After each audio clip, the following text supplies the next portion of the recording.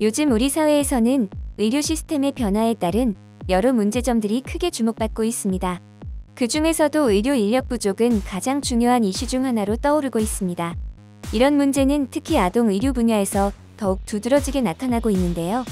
한국의 의료계에서 소아청소년과의 위기가 점점 심각해지고 있습니다.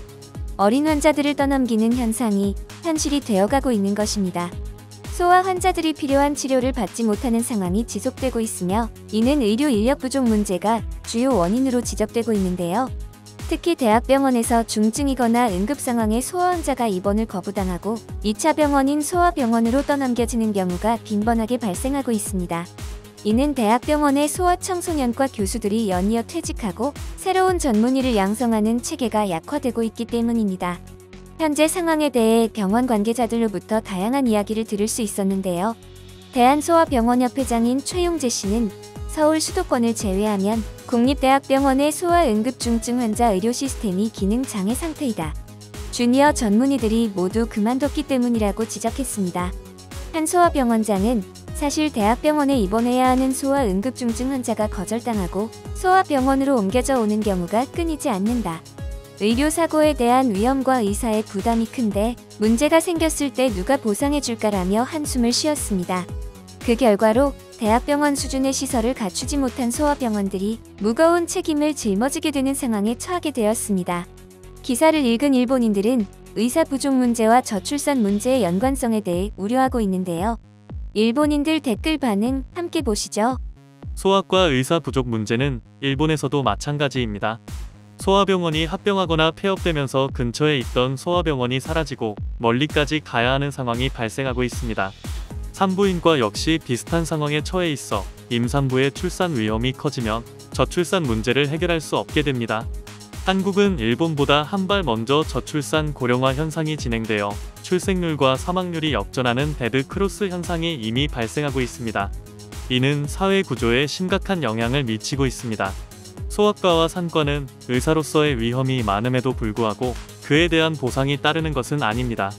이런 과의 의사들에게는 급여 증가와 함께 소송 시의 철저한 보호 또는 소송에 이르지 않도록 병원 내에서의 정보 기록과 공유가 필요하다고 생각합니다. 저는 소아과 의사입니다. 일본도 마찬가지지만 소아를 받아줄 병원은 그리 많지 않다고 생각합니다. 아이들의 입원 중 절반 정도는 밤에 일어나는데 밤에는 인력이 부족해서 상당히 힘듭니다. 다른 과에 비해 추가 수당도 없어서 노력에 비해 급여가 낮다고 느껴집니다. 하지만 어쩔 수 없다는 생각으로 일하고 있습니다. 일본에서도 소아과, 산부인과, 외과 등의 전문의 수가 줄어들고 있습니다. 소송 문제가 발생하면 근무하는 병원에 부담이 가고 개인에게도 큰 불이익이 있습니다. 소아과는 급변 시 사망으로 이어질 가능성이 높고 진단도 어렵습니다. 다른 과와의 대우 차이를 만들지 않으면 전문의가 없어질 수 있습니다. 일본도 마찬가지지만 의료사고가 발생했을 때 가족이나 피해자가 의사를 고소하는 상황, 더욱이 어쩔 수 없이 발생하는 사고에 대해 법원이 의사의 책임을 인정하는 현 상황을 개선하지 않으면 안 된다고 생각합니다. 의사는 있겠지만 그 분야를 선택하고 싶어하는 사람이 없는 것이죠. 결국 어려운 일을 하는데 비해 수익이 적고 휴가도 취할 수 없고 불만도 듣게 되니 이익이 나지 않는다는 것이죠. 보상으로 대응하는 것밖에 방법이 없을 것 같습니다. 일본도 남의 일이 아닙니다. 아이가 있는 가족들에게 소아과 의사에게 친절한 세상이 되도록 정책을 바꿔가길 바랍니다. 현재 상태를 유지하는 상황에서는 아마도 소아과 의사의 수가 줄어들고 저출산이 진행될 것이라고 생각합니다. 의료 인력의 안정적인 유지와 양성을 위한 정부의 적극적인 지원이 필요하다는 생각이 드는데요.